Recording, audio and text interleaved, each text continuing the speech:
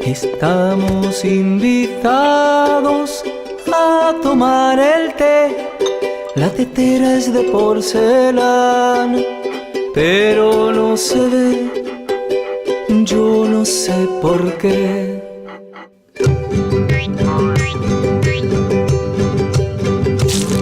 La leche tiene frío, yo la abrigaré. Le pondré un sobre todo mío, largo hasta los pies, yo no sé por qué.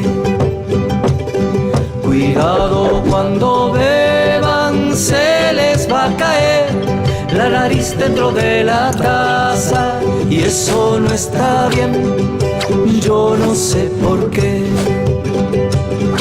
Detrás de una tostada se escondió la miel, la manteca muy enojada la retó en inglés, yo no sé por qué.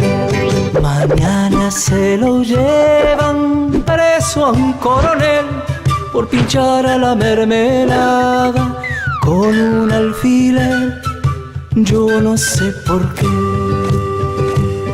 Parece que el azúcar siempre negra fue y de un susto se puso blanca, tal como la ves, yo no sé por qué.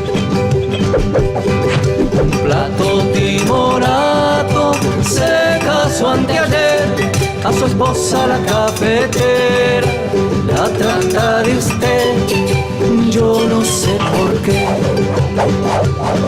Los pobres coladores tienen mucha sed, porque el agua se les escapa cada 2 por 3,